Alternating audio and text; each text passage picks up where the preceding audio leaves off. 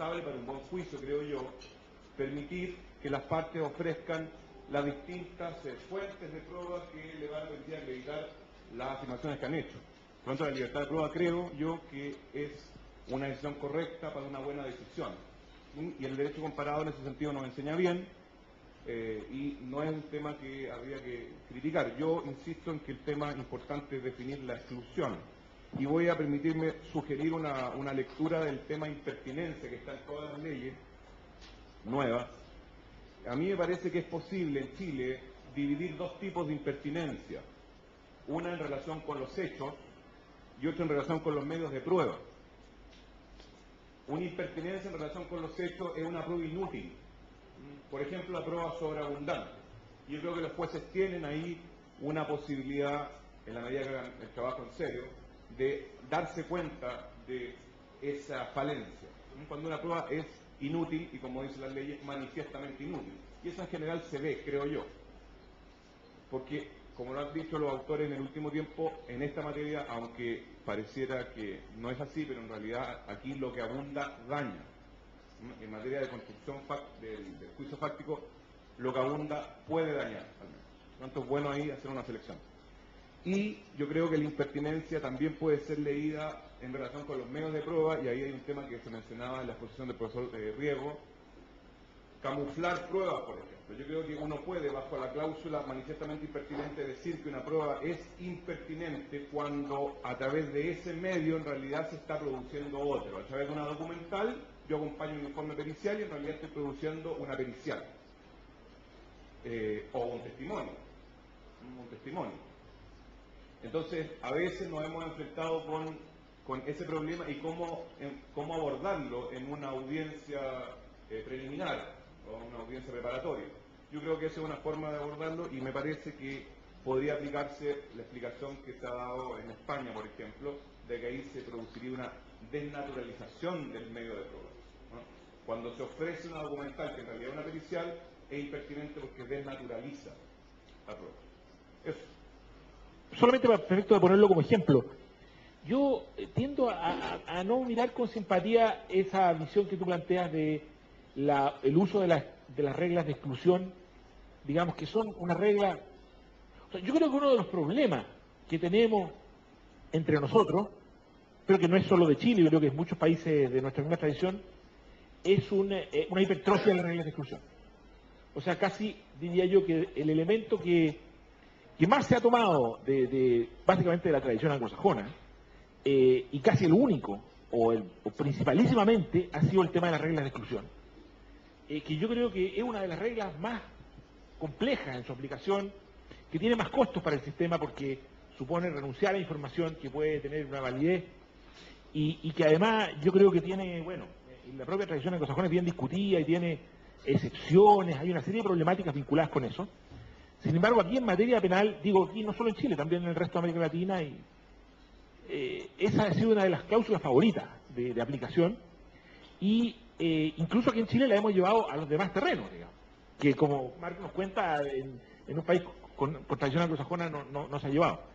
Y yo creo que eso tiene que ver más bien con la debilidad de nuestra reflexión sobre la prueba que con la fortaleza. En el caso que tú mencionas, yo creo que efectivamente a lo mejor ese problema es muy real, pero ¿será el mejor remedio el usar una regla que está pensada para agentes del Estado, en ciertos contextos, digamos, o habrán otros remedios? Por ejemplo, la misma posibilidad de que el juez valore, ¿cierto?, la prueba, por ejemplo. Yo creo en general, a mí me parece que gran parte de esos problemas tienen que ver en materia, o sea, gran parte del problema de la carga de la prueba respecto de personas más débiles en relación con grupos o fuerzas más poderosas reside, o un primer paso por lo menos muy importante, reside en la posibilidad de la declaración del demandante. Si yo escucho al demandante, él me cuenta su historia, puedo valorar las condiciones en las cuales operó.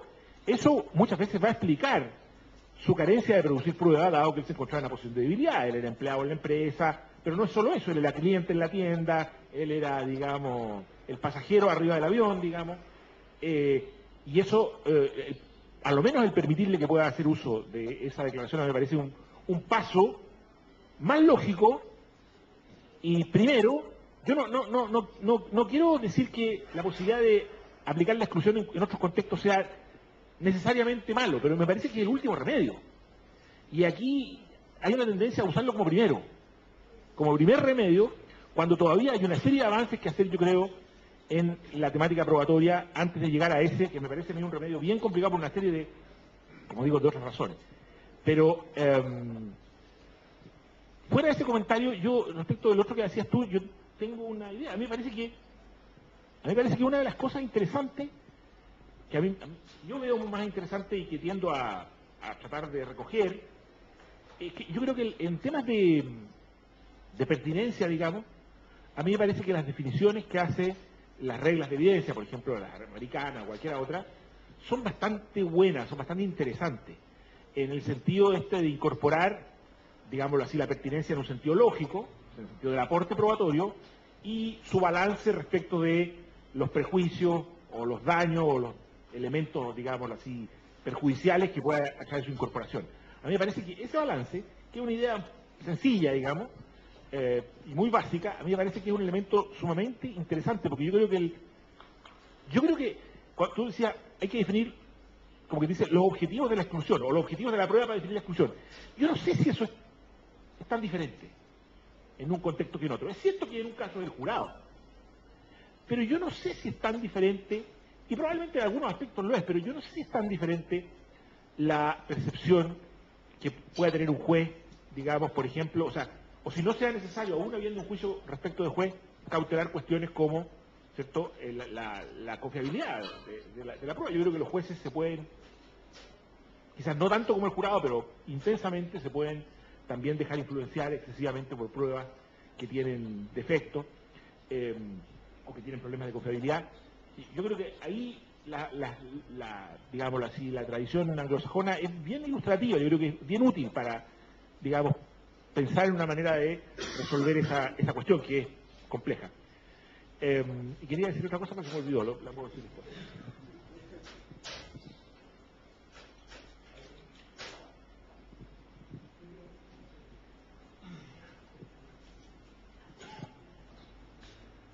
Buenas tardes. En relación a la exclusión y pertinencia, por lo menos quiero compartir la idea que tengo tanto de la experiencia académica como también la experiencia como litigante. Disociar ambas me parece un error.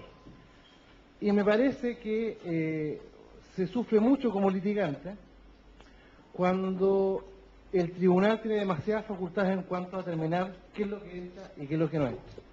A mí me parece que, o por lo menos quiero rescatar, de empoderar no solo al juez, como se está tratando de hacer, sino que realmente empoderar y darle la responsabilidad que le corresponde a las partes.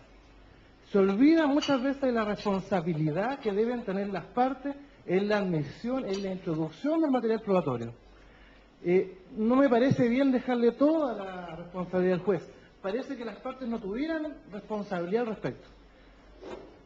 Muchas veces, a mí me ha pasado personalmente, al construir una teoría del caso adecuada que justifique mi teoría del caso de verdad, muchas veces me ha pasado que para mí es la única forma de poder contribuir a determinar los hechos, conforme a mi teoría del caso, es mediante determinada prueba.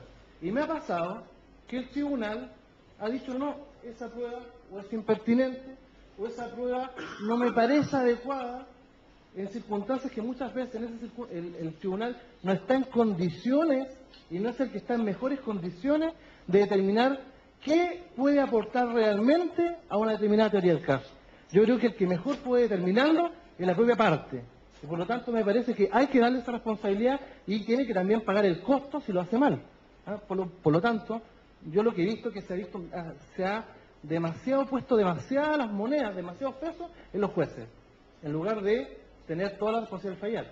Me parece que hay que rescatar también la responsabilidad de las partes en la introducción, en la admisibilidad de la prueba. Eso se trata. La primera sería si existe realmente una mayor exigencia de fundamentación, ¿no?, en estos sistemas probatorios que nacen a la luz de sistemas judiciales reformados. Si existe esta mayor exigencia de fundamentación. La segunda pregunta sería de dónde surge esta exigencia y por qué. Tiene que ver algo simplemente con una cuestión de mayor control de la decisión, tanto por parte del juez que verá el recurso o un control social también. Pero sería interesante preguntarse por qué, si es que surge esta mayor exigencia de fundamentación, ¿por qué surge?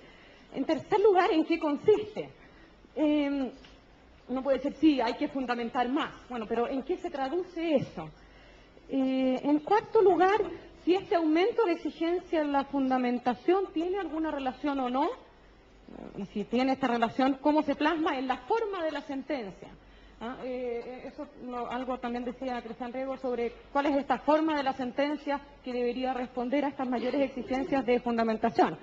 Esta nueva forma tendrá que ver con un distinto orden, con una distinta estructura, con profundizar más y conectar mejor argumentos, ¿no? O con una nueva forma de razonar sobre los hechos. Quizás, no sé si algo dirá luego Rodrigo. Y respecto de los estándares, un par también de cuestiones, ¿no? ¿Por qué es problemático que existan distintos estándares? De lo que entendí de Cristian, quizás el problema mayor es la carencia de justificación de la diferencia de estos estándares, ¿no? O la justificación poco clara de la diferenciación. Y el problema quizás adicional y quizás más relevante es qué significa el estándar, ¿no? ¿Qué significa más allá de toda duda razonable? Porque si no sabemos qué significa, en realidad este estándar no puede actuar como límite ni como estándar de nada. Esos serían mis comentarios.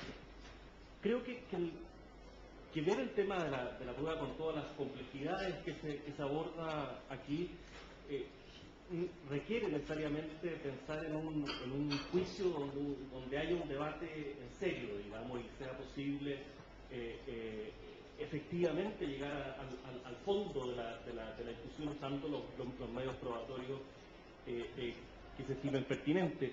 Y yo tengo la impresión de que parte del problema